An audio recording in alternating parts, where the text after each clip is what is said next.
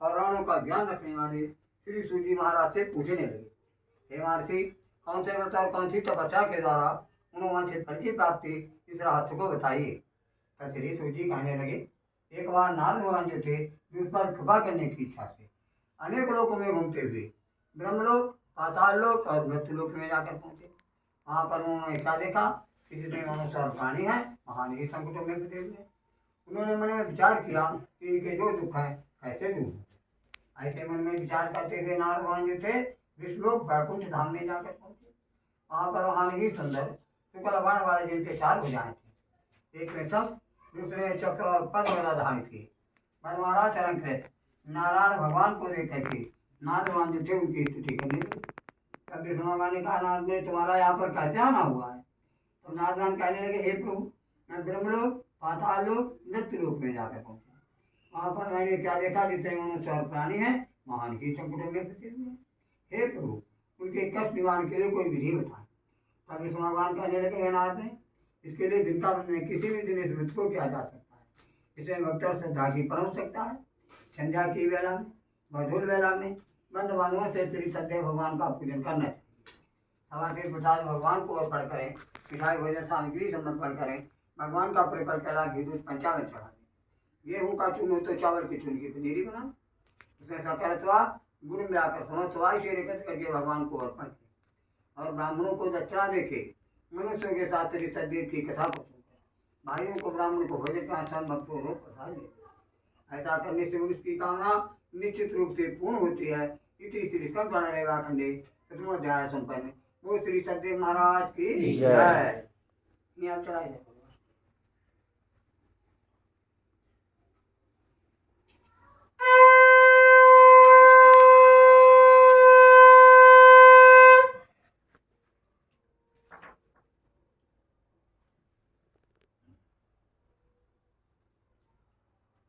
सदैव भगवान की जय। किसी प्रकार महानी गरीब ब्राह्मण रहा करते थे। वो भूख के कारण इधर उधर पृथ्वी पर घुमा करते थे। ब्राह्मण से प्यार करने वाले दुखी ब्राह्मण को लेकर के भगवान जो थे वृद्ध महत्ता का रूप धारण करके उनके समीप आकर पूछा कि ब्राह्मण, तुम दिनहीन की भांत इधर उधर क्यों पृथ्वी पर घुमा करते हो। मैं तुम्हारे हर संकटों को जानना चाहता हूँ, तो तुम मुझसे कहो। ब्राह्मण कहने लगे, हे प्रभु, मैं भिक्षा के लिए तत्व भ्रमण क्या करता हूँ। हे पहले आप मुक्ति का उपाय जानते हो, मुझे बताने की कृपा करें। बड़े भगवान कहने लगे, हे ब्राह्मण, एक श्री सदैव भगवान का पूजन है। इन्हीं की कृपा से धन धान्य पुत्रादि सभी प्राप्त होता है। ऐसे वचनों को सुन करके ब्राह्मण महान ही प्रसन्न हुए। विधि विधान को पूछ करके भिक्षा भोज से निवृत्त होकर घर पर गए। रात्रि वह सोते ही रहे। सोते सोते निद्रा भी नहीं आई, सोते भिक्षा के लिए चला गया। उस दिन ब्राह्मण को वो साधन प्राप्त हुआ। उसने अपने भाई बांधवों के सहित यथा सत्यधार भगवान का पूजन किया। भगवान की कृपा से ब्राह्मण जो था इस लोक में सुख होता हुआ अंत में वैकुंठ धाम को प्राप्त हुआ। एक बार नारद भगवान जो थे विष्णु भगवान के यहाँ जाकर पहुंचे। विष्णु भगवान कहने लगे, हे नारद मुनि, बताओ, तुम तो संसार में घुमा ही करते हो। इस व्यक्ति की महिमा सुन करके ब्राह्मणों को तो पूजन करते हुए देख करके और भी किसी ने प्रतिबद्ध किया है। तो नारद भगवान कहने लगे, हाँ प्रभु, एक बार ब्राह्मण जो थे भाई बांधवों के समेत यथा सत्यनारायण भगवान का पूजन कर रहे थे। उसी टाइम लकड़ी बेचने वाला लकड़हारा आया। बाहर लकड़ी के गट्ठे को रखकर ब्राह्मण के घर पर गया।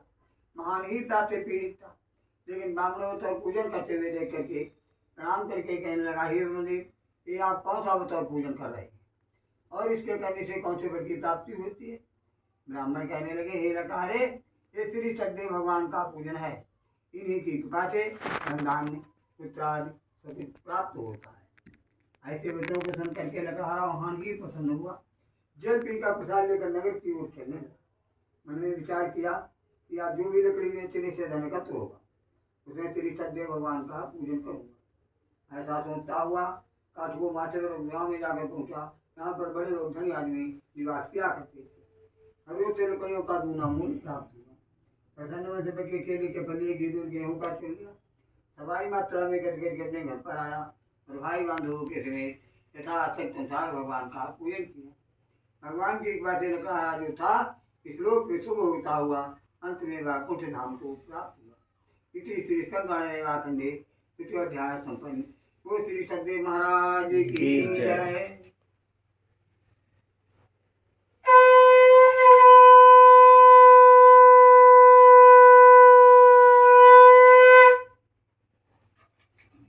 बोलो सतदेव भगवान की जय।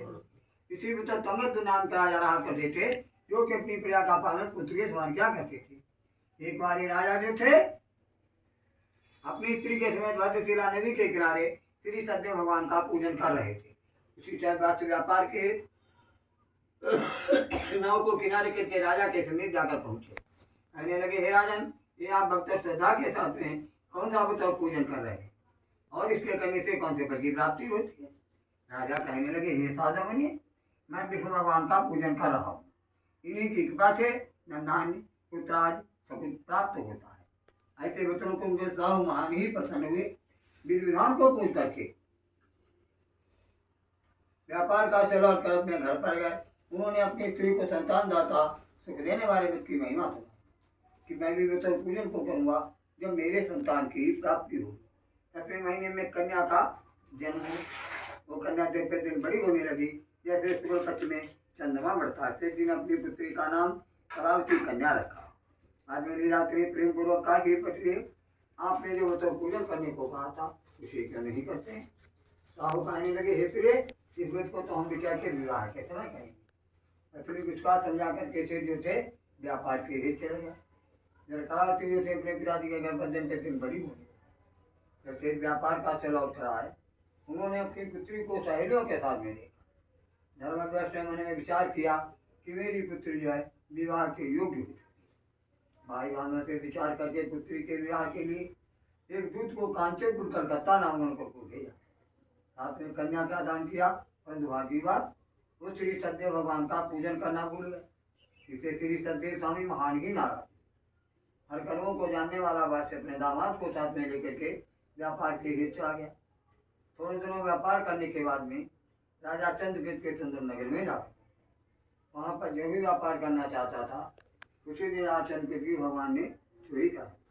भगवान के बनाए हुए चोर उसे स्थान पर पहुँच गए जहाँ पर सज्जन पुत्र बने बैठे हुए थे।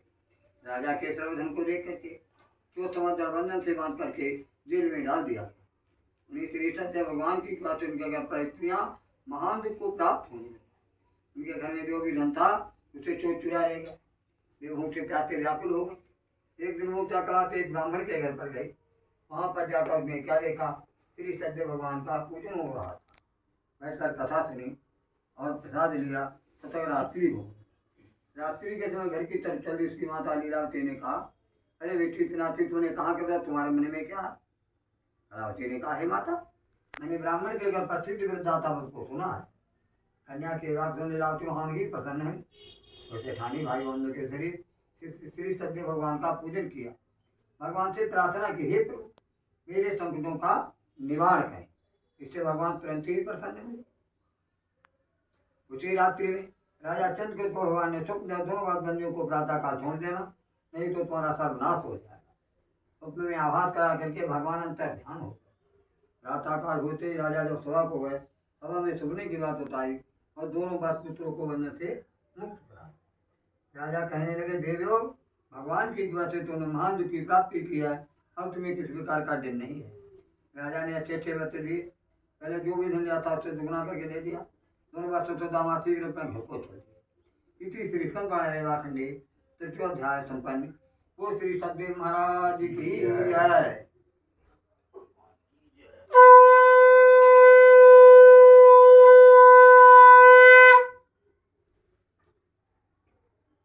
सत्य भगवान की जय। उसने मगर विधान के साथ यात्रा को आरंभ किया, नगर की ओर चलने लगा। थोड़ी ही दूर चल पाया था भगवान जो थे एक दंडी महात्मा का रूप धारण करके नाव के समीप आकर पूछा, कैसे तेरी नाव में क्या है। मैं थकता हुआ कहने लगा, अरे दंडी स्वामी महात्मा, आप क्या धन लेना चाहते हैं। मेरे नाम में रता बता काट पात भरा हुआ है। ऐसे सेठ के निष्ठुर वचनों को सुनकर भगवान कहने लगे, जाओ, तुमने जो कहा तुम्हारे वचन तुम्हें को सत्य हो। ऐसे कहकर दंडी स्वामी महात्मा चलते हुए थोड़ी दूर चलकर समुद्र के किनारे एक बरगद के पेड़ के नीचे बैठे। दंडी स्वामी महात्मा की चने आपको सेठ ने त्रिया की नाव को जैसे ऊपर उठा हुआ देखा। जब पात्रों को खोल के देखा उसमें धन धान्य कुछ भी नहीं था। लता पतारी काट पात से भरी हुई थी। उसे देखा वो 14 का पति पर गिर पड़ा। वो तन चिंता से युक्त हो गया। अब उसके दामाद ने कहा फिर सुन क्यों करते हैं, ये तो शास्त्र की आत्मा का दिया हुआ है, उन्हीं की शरण में आने से मनोकामना की पूर्ति होगी। दामाद जी के उत्तरों के संग दंडी स्वामी महात्मा के पास गए। उस स्वामी को देख करके पछुआ पढ़ के दंड के समान भगवान को बारंबार प्रणाम किया। इसे दीनानाथ स्वामी कहने लगे, हे साहब अब तुम्हें कौन सी चिंता सता रही है। साहब कहने लगे, हे प्रभु मेरी गलती की आप क्षमा करें, मेरा जैसा ही धनदान था वैसा ही होता। ऐसे दिन मित्रों को सुनकर भगवान तुरंत ही प्रसन्न हुए। नाव के समीप आया, धनदान से संपूर्ण नावों को पाया, यथाशक्त संसार भगवान का पूजन किया, नाव को तैयार करके देश के लिए प्रस्थान किया। थोड़े दिनों चलने के बाद एक गांव के नजदीक आ गए। अपने दामाद से कहने लगे, ये देखो जो सामने दिख रहा घर का ही नगर। उनके जो साथ में दूध था दूध को घर पर भेजा। दूध जो नगर में जाकर पहुंचा, सेठ जी की पत्नी को देख करके हाथ जोड़ उचित आके कहने लगा। नगर के समीप सेठ जी ने भाई बांधव समेत दामाद के साथ बहुत से धन के साथ नामों के लिए आ रहे हैं। दूध के उनसे तेरी लाभ चौहान की प्रसन्न हुई। उनसे कहने लगे, मैं तो पति के दर्शन, मैं तो पूजा करने जा रहे हैं और पति के दर्शन करने जा रहे हैं। तुम थोड़ी का समापन होकर प्रसाद को पा करके अपने पति के दर्शन करना। वो पति के दर्शन करने के लिए प्रसाद को ग्रहण नहीं किया और पति के दर्शन नहीं चले। इससे भगवान तुरंत ही नाराज हुए। उन्होंने क्या किया, उसके पति नाव को जल में डुबो दिया। जब कलावती ने पति को नहीं देखा, महान विरोधी पति पर गिर पड़ी। नाव की हालत देख करके, कन्या को महान की देख करके साधु वह डर कर सोचने लगे, ये कौन सा आश्चर्य हुआ है। साथी नाव चलाने वाले भी महान चिंता को प्राप्त हुई। तब कलावती ने कहा, हे पिताजी, जब मेरे पति नहीं रहा तो मैं भी नहीं रहूंगी। ऐसे मैंने विचार करके पति ये खड़ा लेने तो घर पर चले। इससे साव महान ही दिखे। उन्होंने पथवा पढ़ के दंड के समान भगवान को बारंबार प्रणाम किया। इसे दीनानाथ स्वामी आकाशवाणी में कहने लगे, हे साहब तुम्हारी कन्या मेरे प्रसाद का त्यागन करके पति के दर्शन के हेतु आई है। इसी कारण कन्या का पति लोप हो गया। यदि घर जाकर प्रसाद लेकर पुनः आए तो उसे अपने पति की अवश्य प्राप्ति हो। कन्या आकाशवाणी को सुनकर श्री में घर पर गई, भगवान के प्रसाद को ग्रहण किया, पुनः उसने अपने पति के दर्शन किए, अपने पिताजी के साथ में घर पर आए। जब तक जीवी रहे तथा हर पूर्णमासी और संक्रांत को श्री सत्य भगवान का पूजन करते रहे, अंत में वैकुंठ धाम को प्राप्त हुए। इसी श्री खंडे चतुर्थ अध्याय संपन्न। वो श्री सत्य महाराज की जय।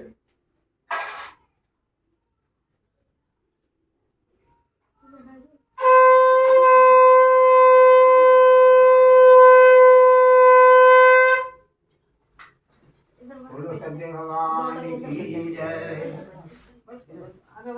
इसी सत्य के नामक राजा रहा करते थे, जो कि अपनी प्रजा का पालन पुत्र के समान किया करते थे। एक बार ये राजा जो थे मन में शिकार खेलने गए। अनेक बच्चियों को मार करके गर्मी के कारण एक बरगद के पेड़ के नीचे जाकर वहां पर उन्होंने क्या देखा कि गवों को चराने वाले गोप गणपति लोग जो हैं भगवान का पूजन कर रहे हैं। राजा होने के कारण, अभिमान के कारण न तो जाकर भगवान को प्रणाम ही किया, तब सभी गवों को चराने वाले गोप गणपति लोग जो थे भगवान के प्रसाद का दोना लेकर आए। राजा को प्रसाद दे करके खिला करके सभी ने अपना प्रसाद ग्रहण किया, परंतु राजा होने के कारण इसने भगवान के प्रसाद का त्यागन किया। प्रसाद को त्याग करके राजा ने महान दुख की प्राप्ति की। उस राजा के सब पुत्र नष्ट हो गए, धनदान नष्ट हो गया। तब मन में विचार किया कि सर्वनाश कैसे हुआ है। मन में विचार करने पर ज्ञात हुआ कि मैंने भगवान के प्रसाद का त्यागन किया, इसी कारण सर्वनाश हुआ है। अब मैं वहीं जाऊंगा जहाँ श्री सत्य भगवान का पूजन होता था। ऐसे मैंने विचार करके राजा जो थे गवों को चराने वाले गोप गणपतियों के पास में गए। उनके साथ में संसार भगवान का पूजन किया, प्रसाद को ग्रहण किया, भगवान से प्रार्थना की, हे प्रभु मेरे संकटों का निवारण से। भगवान तुरंत ही प्रसन्न हुए। जैसा भी धनधान था वैसा ही हो गया। विचार करके घर पर आए। जब तक जीवी रहता था हर पूर्णमासी और संक्रांत को श्री सत्य भगवान का पूजन करते रहे, अंत में वैकुंठ धाम को प्राप्त हुए। कल जी में रामकृष्ण कलंकी अवतार कहते हैं, माता से बारह रूप धारण करके अनेक रूप धारण करके भक्तों की इच्छा को पूर्ण किया करते हैं। कल युग में सत्य की पूजा फल देने वाली है। ये श्री सत्य भगवान सर्व मनोकामना को पूर्ण करने वाले हैं। कल युग में जिन लोगों ने व्रत को किया है उसके अगले जन्मों की कथा में मैं तुम्हें सुनाता हूँ। तो सतानंद राम को सोचे दूसरे जन्म में सुदामा नामक ब्राह्मण थे। एक बार सुदामा जी महान गरीब हो जाने के कारण उनकी स्त्री ने कहा कि पतिदेव आपके मित्र द्वारिकाधीश हैं, उनके समीप जाने से सर्व कष्टों का निवारण होगा। तो सुदामा जी कहने लगे हे प्रिय, बड़ा आदमी गरीबों का ख्याल के समीप जाना ठीक नहीं है। बार बार कहने पर सुदामा जी जैसे द्वारिकापुरी के लिए चल दिए। चलते चलते तो तुरंत द्वारिकापुरी में जाकर के पहुंचे। वहाँ के निवासियों से पूछा के निवासी लोग ये बताओ श्री कृष्ण भगवान का कौन सा भवन है। उन्होंने कहा सबसे ऊंचा अधिकृत श्री कृष्ण भगवान द्वारिकाधीश का भवन है। जब दरवाजे पर जाकर के पहुंचे तो द्वारपाल पूजा किए। द्वारपाल क्या यही श्री कृष्ण भगवान का? उन्होंने कहा यही श्री कृष्ण भगवान द्वारिकाधीश का भवन है। आज उनसे कहना तुम्हारे मित्र सुदामा जी पे उंगला रहे।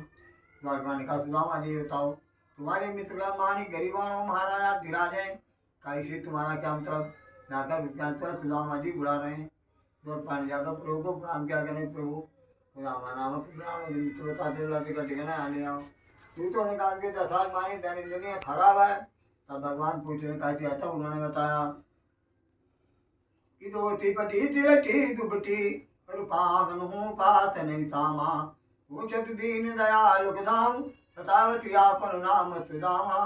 सुदामा नाम पाणे सुनी जी की गति जाने को नंगे ही पैरों द्वारिकाधीश धाये थे कि देख सुदामा की दीन दशा करुणा करके करुणा निरुए पानी परा तो हाथ छूने नैनन के जल दो पग धोए आई सता तुम पाई महा तुपाई तै न की तै दिन खोए देखे बधाई रहा तुमका तुम जाइयो काय के मौज उड़ोते। सीता श्री के सुदामा में महान प्रेम था।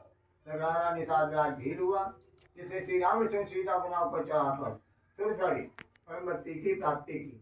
उल्का जाया महाराजा दशरथ हुए रंगनाथ की पूजा पूरा करके वाकुंठ धाम को प्राप्त हुए। इसी श्री कृष्ण रेवा खंडे पंचम अध्याय संपन्न। वो श्री सदेव महाराज की जय।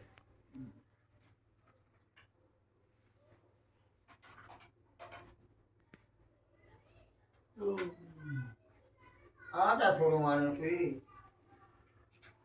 जेवलं